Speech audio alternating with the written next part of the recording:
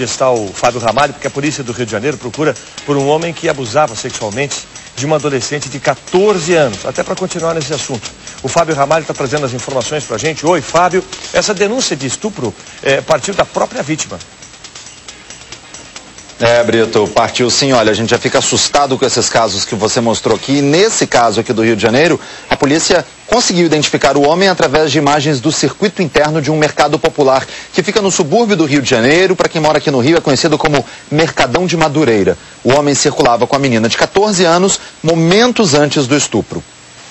A vítima é uma adolescente moradora de Madureira. A jovem veio com a família de Belém do Pará para tentar a sorte na cidade grande. A menina de 14 anos saiu de casa no dia 23 de setembro para comprar macarrão. Ela foi abordada por um homem que se aproveitou da inocência dela para obter informações pessoais. O homem usou o nome de uma tia da garota e disse que teria sido contratado por ela para consertar um aparelho eletrônico. A menina, que morava com a tia, acreditou e acompanhou o rapaz até o Mercadão de Madureira para comprar uma suposta peça para o reparo. As imagens do circuito interno de segurança do Mercadão mostram os dois caminhando lado a lado pelos corredores. O suspeito seguiu em direção a um ponto de ônibus e obrigou a vítima a ir com ele até Campo Grande. Lá ela foi levada para um matagal, próximo a um lago, e foi estuprada. Depois, a vítima foi colocada em um ônibus de volta para casa. A polícia divulgou o retrato falado do criminoso e espera que novas denúncias ajudem a identificá-lo. A pena no crime de estupro, a violência presumida pelo fato de se tratar de menor, e a pena pode chegar até 10 anos de prisão.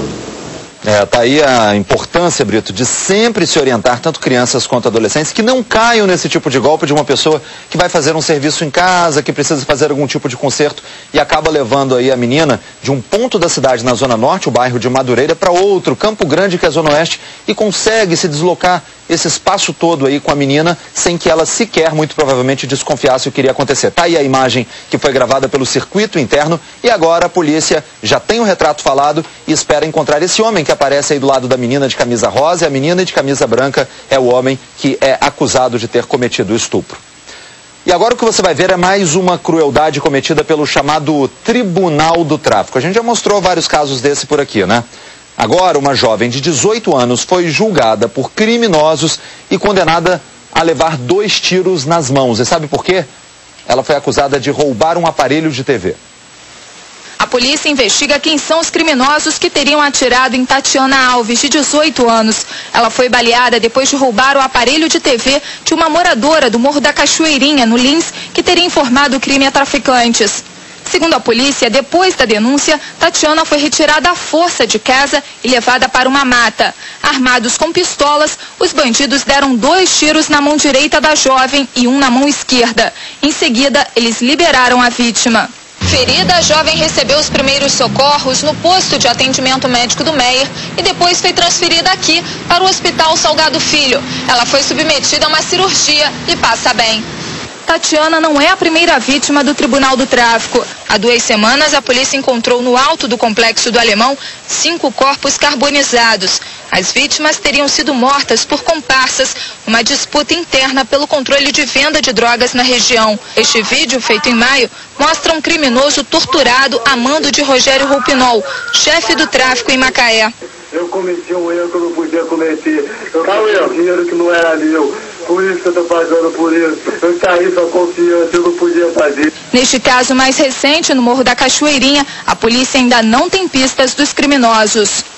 Brito, isso aí é pra gente ver o que os criminosos fazem com os chamados dissidentes de dentro do tráfico de drogas. Agora, no caso da menina que levou o tiro na mão, Brito Júnior, essa é a lei do tráfico dentro das comunidades. Se roubar dentro da comunidade onde a pessoa mora, a punição é essa, tiro na mão, viu? Sim, tiro na mão, quer dizer, isso aí é coisa do tempo em que nem existia polícia, né? Que as pessoas faziam o que queriam, bang-bang, se sentia ofendido, dava tiro, se roubava alguma coisa, matavam. Isso é do tempo do faroeste, viu, Fábio?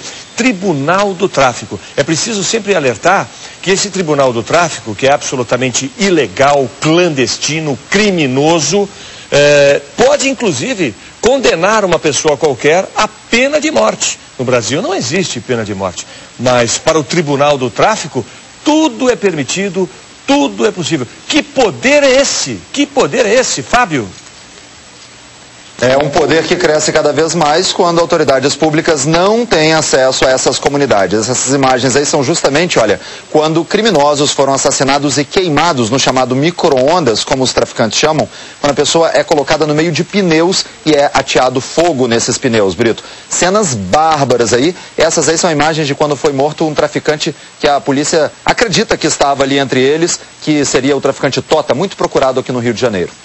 E agora uma outra história absurda, só que essa é de desrespeito à terceira idade, viu, Brito Júnior? Você quer falar alguma coisa? Eu só queria completar para dizer o seguinte, que os nossos juízes, os nossos magistrados, as pessoas que trabalham com as leis, que interpretam as leis, que eventualmente podem cometer um erro aqui ou ali, são pessoas que estudaram a vida inteira para isso, que dedicaram todo o seu conhecimento à causa social, né? A interpretar os crimes, interpretar a lei, né? Pessoas preparadas, pessoas, sabe, de grande preparo, e de repente surge o Tribunal do Crime, o Tribunal do Tráfico. Ora, meu Deus do céu, nós não poderíamos ter chegado a esse ponto de jeito nenhum. Quem são essas pessoas que, além de tudo, são criminosos, são pessoas fora da lei? Quem são essas pessoas? Que preparo tem uma pessoa como essa, um bandido, para decidir o destino de outra pessoa? Por favor. Brito, são pessoas que muitas vezes acabam como as próprias vítimas delas. Você sabe que no tráfico de drogas a carreira pode até fazer dinheiro, que nem é tanto dinheiro assim, mas esses traficantes vendem a imagem de que é muito dinheiro sim. E esses jovens acabam caindo, só que a morte é muito rápida. Esses traficantes aí acabam morrendo antes de chegar aos 25, 30 anos de idade, Brito. Cenas tristes aí, olha, quando o homem admite que cometeu um erro porque pegou o dinheiro que seria do tráfico e ele pegou para ele. Agora sim, a história absurda que eu estava te contando, Brito, de um desrespeito, mas à terceira idade. Você já sabe que bater em velhinhos, em pessoas mais velhas, é uma coisa que choca muito a gente, né? Qualquer pessoa, aliás. Pois veja só essa, um idoso foi agredido e dentro de um hospital em Duque de Caxias, município da Baixada Fluminense. E sabe quem foi que bateu nesse senhor de idade? Um outro paciente que estava internado na mesma enfermaria da vítima. As lágrimas são de indignação. Meu pai foi agredido. Espancaram meu pai dentro do hospital. Alex Pessoa gravou no celular as imagens do pai, horas depois da agressão.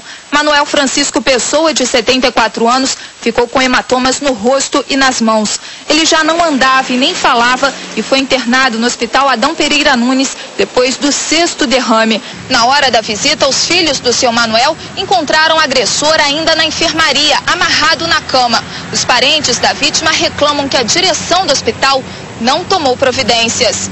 Quando a gente entrou no 3º andar, encontra o quê? Meu pai espancado, todo inchado, os olhos sangrando, o nariz dele está quebrado e eu quero uma explicação para isso. Nós temos um plantão policial, foi chamado para que fizesse as ocorrências, anotasse as ocorrências, porque no momento que os familiares chegaram, tomaram conhecimento e agrediram o agressor, que é um neuropata, eu acho muito mais grave. Os parentes da vítima pedem providências. Está muito traumatizado. A gente coloca assim a mão nele, ele treme-se. Pensa que está acontecendo alguma coisa com ele ainda. Só justiça, por favor. Imploro. Não aguento. Um senhor de idade que estava no 6º derrame, por isso ele estava internado. Enfim. Brito, para encerrar, olha, eu vou trazer um alerta aqui pra gente, aliás, para todo mundo que assiste hoje em dia, viu? Todo cuidado é pouco na hora de escolher um profissional de saúde para fazer uma lipoaspiração. O que seria a realização de um sonho aqui no Rio terminou em tragédia.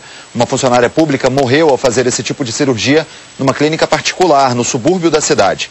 Segundo a equipe médica, o que aconteceu com a Adriana de Freitas Silva, de 34 anos, essa aí que a gente vê nas fotos, foi uma fatalidade, ou melhor, Janaína. Mas ninguém sabe explicar exatamente que tipo de complicação houve para resultar nessa morte. O marido da vítima, o marido da Janaína, diz que não conseguiu ainda nenhum esclarecimento, nem do cirurgião, nem do anestesista. A perícia esteve na clínica, que ficou cercada por parentes e amigos da vítima. E agora só um laudo do Instituto Médico Legal, IML, vai poder dizer qual foi a causa da morte. O resultado deve sair em 20 dias. E aí, só com esse resultado é que a direção da clínica deve se pronunciar sobre o caso. Hoje, apesar de tudo que aconteceu, o atendimento foi normal na unidade.